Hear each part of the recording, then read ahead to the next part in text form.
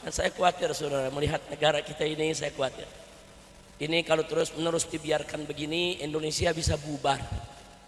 Bisa bubar saudara. Besok Aceh bisa negara sendiri, Sumatera Barat bisa negara sendiri, saudara Kalimantan bisa negara sendiri, Sulawesi bisa negara sendiri, Papua bisa negara sendiri. Bagaimana tidak kalau korupsi dibiarkan?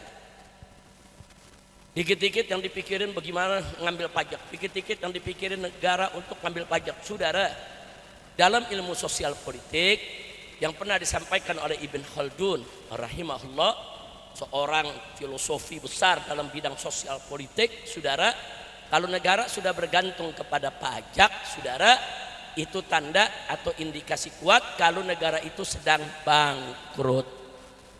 Jadi negara kita ini sedang bangkrut. Nah, pejabat jangan marah kalau dibilang bangkrut. Fakta, kalau nggak bangkrut kenapa ngambil pajak? Saudara, ini negara lagi bangkrut, bangkrut.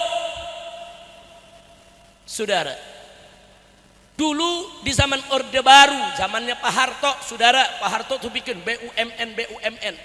Bahkan di daerah ada BUMD. Untuk apa, saudara? BUMN itu BUMN yang mengurus tambang emas, yang mengurus timah, yang mengurus saudara nikel, BUMN yang mengurus asuransi, BUMN yang mengurus penerbangan, saudara, BUMN yang mengurus pelayaran. Ada ratusan BUMN dulu dibuat. Untuk apa? Supaya BUMN itu saudara bekerja cari untung untuk membiayai negara. Makanya dulu zaman Pak Harto pajak rendah. Pajak itu rendah diambil dari rakyat. Kenapa? Karena BUMN-nya jalan. Sekarang BUMN-nya dirampok. Semua BUMN rugi. Gila, semua BUMN bisa rugi, saudara. Loh, kenapa bisa rugi? Buzzer diambil dijadiin komisaris, artis diambil dijadiin komisaris, influencer diambil dijadiin komisaris, saudara. Ada apa? Orang-orang bodoh, orang-orang tolol diangkat menjadi komisaris BUMN dengan gaji ratusan juta per bulannya. Bangkrut. Nah, begitu udah bangkrut, mau nyari duit dari mana? Rakyat dipajakin, saudara. Apakah ada menteri yang bilang, ya ini kan pajak sama zakat, pala lu bomenyan. Saudara, zakat itu Allah ambil dari orang kaya. Orang miskin nggak wajib zakat. Betul, betul. Dan zakat itu diambil dari si kaya, dikasih kepada si miskin. Betul, betul. Itu zakat. Kalau pajak enggak, diambil dari orang miskin buat ngempanin pejabat. Jadi itu pejabat pada makan diempanin dari uang rakyat, tidak punya malu. Nah, begitu sekarang orang ribut di mana-mana pajak, mereka marah, saudara. Kalau rakyat kritik jangan marah. Kalau rakyat kritik ambil pelajaran. Kalau rakyat kritik perbaiki negeri. Hati-hati, saudara. Ini sengaja saya sampaikan, saya takut kalau kondisi semakin hari semakin seperti ini, besok yang terjadi hukum rimba, saudara. Besok ada huru-hara di mana-mana. Kalau besok ada huru-hara, ada penjarahan, ada perampokan, ada begal, orang seenaknya ngambil harta orang lain, saudara, hancur ini negeri. Makanya Nabi udah ingetin dari jauh-jauh hari. Apa kata Nabi? Idza wusidal amru ila ghairi ahli fantadhir sa'ah. Kata Nabi, kalau suatu urusan diserahkan kepada yang bukan ahlinya, ya tunggu aja kehancuran. Nah, sekarang komisaris BUMN, saudara, diserahkan orang-orang yang gak jelas. Dikasih influencer, dikasih buzzer, saudara. Nah, bagaimana orang-orang model yang selama ini menghina ulama, menghina agama, menghina Islam, bahkan ada koruptor diangkat lagi jadi komisaris. Apa ini negeri, saudara? Nah, jadi sekali lagi kondisi negara kita ala khatarin azim. Ini negara sedang dalam bahaya yang sangat besar, very danger, saudara. Nah, karena itu yuk, jawaban untuk ini semua, pertama kita lebih mendekatkan diri kepada Allah agar Allah subhanahu wa ta'ala menolong kita semua. Yang kedua, kita mesti lebih merapatkan ukhuwah di antara kita, saudara. Jangan tinggalkan ibadah, pererat ukhuwah kita. Sebab kalau kita nggak mendekatkan diri kepada Allah, maaf, kalau besok terjadi kebangkrutan negara ini, saudara, Maka Indonesia ini bisa terjadi huru-hara. Nanti manusia di mana-mana perilakunya seperti binatang. Rampas sana, rampas sini, bunuh sana, bunuh sini, saudara. Dan itu tidak akan bisa lagi dikendalikan. Tidak bisa dikendalikan oleh tentara, oleh polisi atau siapapun, saudara. Nah, maka itu agar hal itu tidak terjadi, pertama, tingkatkan iman takwa kita kepada Allah Subhanahu wa taala. Yang kedua, tingkatkan persaudaraan kita semua, saudara, supaya kita kompak. Kalau terjadi hal-hal darurat, kita bisa jaga, saling menjaga satu sama lainnya. Jaga kampung-kampung kita, jaga rumah-rumah kita, jaga masjid-masjid kita, jaga pasar-pasar kita, agar kita tidak mudah terprovokasi oleh siapapun. Dan kepada pemerintah kita minta segera lakukan perubahan. Saya udah capek memberikan nasihat. Kalau saya katakan bosan nggak boleh, jerah nggak boleh, saudara. Kita dalam dakwah nih walaupun secapek apapun nggak boleh kita kapok, jerah, saudara. Kami sudah sampaikan nasihat kepada pemerintah, saudara. Sudah kita sampaikan, saudara, di mimbar-mimbar, lewat orang-orang yang dekat di sekitar presiden, lewat orang-orang yang duduk di DPR, saudara, lewat menteri-menteri yang ada di kabinet. Kita sudah sampaikan kepada mereka, kalau negara ini mau makmur, adil, sejahtera, singkirkan pejabat-pejabat korup, pejabat-pejabat jahat, pejabat-pejabat brengsek. Nggak boleh lagi ada di jajaran pemerintah kita, saudara. Nggak boleh. Orang udah ketahuan brengsek masih diangkat jadi menteri. Orang udah ketahuan terlibat judi online masih dipertahankan jadi menteri. Orang yang sudah ketahuan terlibat korupsi masih dipertahankan jadi menteri. Orang yang ketahuan terlibat pelanggaran HAM seperti pembunuhan di KM 50 masih diangkat menjadi menteri. Bagaimana mau berkah ini negara? Inna lillahi wa inna ilaihi raji'un, saudara. Nah, maka itu, saudara, di malam peringatan manusia yang serba sempurna, paripurna, yaitu Nabi Yuna Muhammad sallallahu alaihi wasallam, kita mohon kepada Allah dengan tawassul, yaitu tawassul melalui kesempurnaan nabinya, saudara, kesempurnaan akhlaknya, karakternya, kehidupannya, perilakunya, agar Allah menyelamatkan kita punya negeri ini. Amin. Amin ya rabbal alamin. Ini negara kita saya udah nggak bisa ngomong lagi, udah ya, kuat. Nasihat demi nasihat udah kita sampaikan, tinggal kita lihat aja. Ini negara tinggal nunggu kehancuran kalau tidak ada segera perubahan dan perbaikan. Jangan sekali-kali rakyat terus ditekan dengan pajak, ditekan dengan pajak, ditekan dengan pajak. Besok akan ada saatnya rakyat akan tumpah ruah ke jalan untuk menolak itu. Belajar dari peristiwa di Pati. Belajar dari peristiwa di Pati. Pajak naik 250%, rakyat turun besar-besaran, saudara. Begitu turun baru dia normalkan lagi itu pajak. Nah, ini kenaikan pajak bukan di Pati aja, hampir di semua daerah, saudara. Nah, itu bukan hanya PBB yang naik, pajak-pajak yang lain juga ikut naik. Ada urusan apa? Kok menteri yang bisa mikirnya pajak dipertahankan terus? Katanya ini ahli Bank Dunia, ini ahli moneter, ini ahli IMF, ini ahli PBB. Kalau cuman malakin preman juga bisa. Betul? Betul? Saudara, menteri itu bukan tukang palak. Kalau preman tukang palak, menteri jangan jadi tukang palak. Kerjaannya rakyat dikit-dikit pajak, dikit-dikit pajak, dikit-dikit pajak. Maka itu saya ajak umat, saudara, kalau Anda dipajaki apapun Anda tidak mampu bayar, nggak usah bayar. Lawan itu, saudara, pajak-pajak yang zalim. Ada urusan apa rakyat yang miskin diwajibkan pajak di luar daripada kemampuannya? Jangan bayar. Kira-kira berani gak? Berani tolak pajak yang yaitu yang mencekik? Berani tidak? Berani tidak? Takbir.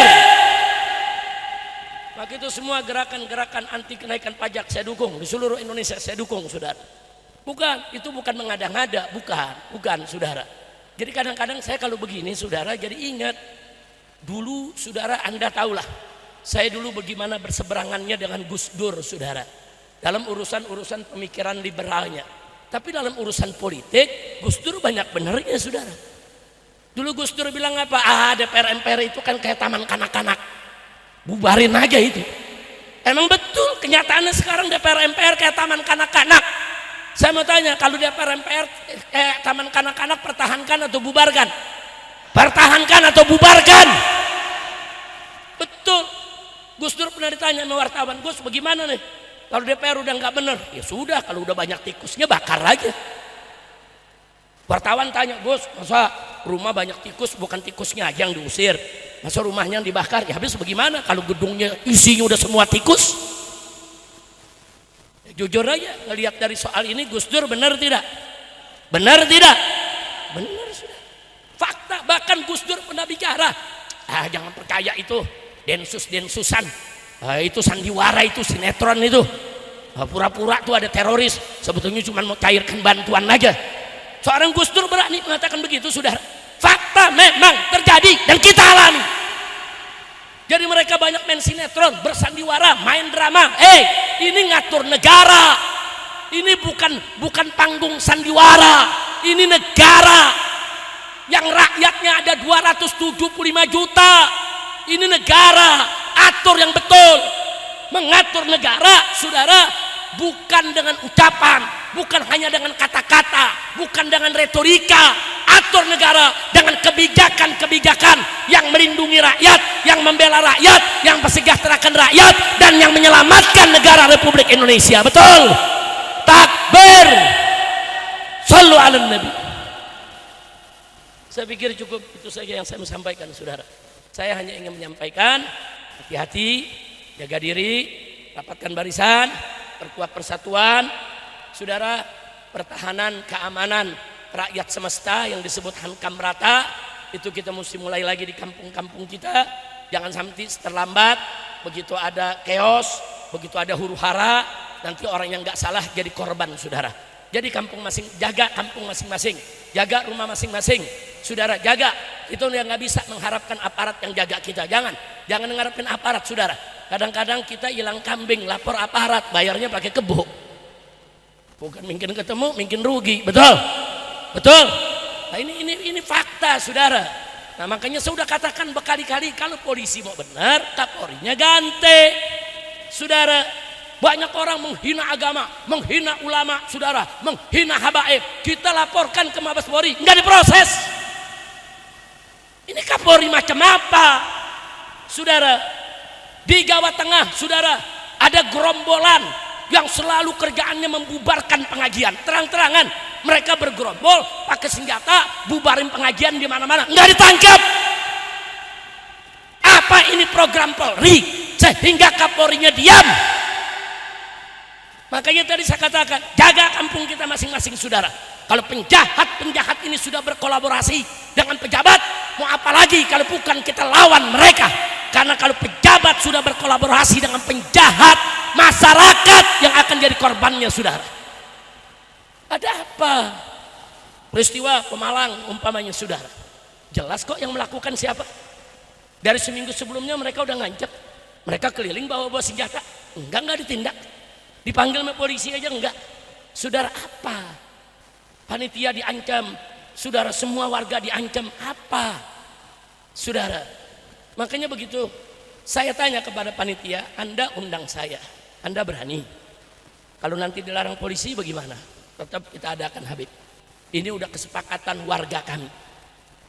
Kalau nanti diancam sama gerombolan-gerombolan PKI ini, neo PKI, bagaimana? Tetap kami adakan. Saya katakan kalau Anda bertekad tetap menggelar, saya datang. Tapi kalau Anda nggak berani, ya batalin aja dari sekarang. Sebab saya habis ceramah, saya bisa pulang. Saya habis ceramah, Anda tetap di situ. Nah, saya nggak mau nanti kedatangan saya menyusahkan Anda. Enggak, Habib. Kita siap. Apapun resikonya kita siap. Saya tidak sendiri, saya bersama warga satu kampung semua. Kami memang undang Habib. Sudah lama dan ini tidak boleh gagal. Kita datang ya, ikhwan. Begitu detik-detik saya mau naik ke mimbar, saudara, itu yang namanya Pangdam mengutus Dandimnya, Kapolda mengutus Kapolresnya, temui saya di rumah panitia. Kita istirahat, mereka datang, Habib jangan ceramah, Habib ini bisa terjadi letupan, Habib ini bisa terjadi ini dan itu. Saya bilang, hei, ini mereka mau melarang dari kemarin, kenapa Anda tidak cegah? Kenapa Anda tidak tangkap? Kenapa Anda biarkan? Kenapa sekarang masyarakatnya mau dakwah kok justru Anda suruh bubar? Bukan begitu. Tugasmu, hei, yaitu kita sampaikan kepada Dandim. Tugasmu, hei Dandim, tugasmu, hei Kapolres, kalau ada gerakan-gerakan yang bisa mengganggu keamanan, ya tangkap dong. Mereka kan cuma segelintir orang. Kenapa kau takuti panitia? Kenapa kau ancam panitia? Kenapa kau membubarkan itu pengajian? Ribuan umat yang hadir, saudara. Saya bilang nggak bisa. Terus bilang, ya tapi ini kan demi keamanan Habib. Kalau demi keamanan, dari kemarin kau tangkap. Tetap dia mendesak, Habib, ini permintaan Pangdam. Sebaiknya Habib nggak usah datang. Kalau malam hari ini seorang Habib Rizik gagal ceramah hanya gara-gara gerombolan neo PKI Mas Mili, besok semua habaib, semua kiai yang muhibbin kepada habaib akan dibatalkan acaranya. Betul? Saya bilang nggak bisa, saya akan naik saat ini. Nggak bisa, Anda jangan coba-coba larang saya. Jadi sekarang ya kita bagi tugas. Saya akan naik, saya akan tenangkan umat. Ribuan umat tidak akan pernah bikin ribut kalau mereka tidak dipancing. Betul? Anda tugasnya turun sekarang, usir itu mereka, tangkap itu mereka yang ingin membubarkan pengajian. Habis itu saya berangkat, saudara. Saya berangkat, saya naik ke panggung, saudara. Enggak, umat enggak ada yang bikin ribut. Saudara, umat semua tenang, ribuan umat. Bahkan ribuan umat enggak tahu kalau di belakang ada yang ribut, saudara. Enggak. Ini panggung di sini, ini umat ribuan yang hadir. Ini di kanan kiri ini ada gang, saudara. Orang-orang yang ingin membubarkan umat masuk dari gang-gang tadi, saudara. Dan Laskar FPI bersama batiknya, saudara, dari pagi sudah membuat peta lokasi. Oh, ini ada celah. Oh, ini ada gang. Oh, ini ada lubang. Oh, mereka bisa masuk dari sini. Di situ kita buat pertahanan, saudara. Laskar FPI tahu, kok polisi nggak tahu.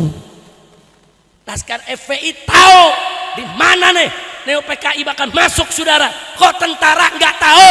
Bohong. Kecuali memang sengaja mereka biarkan, saudara. Jadi gang-gang itu dijaga oleh Laskar, saudara.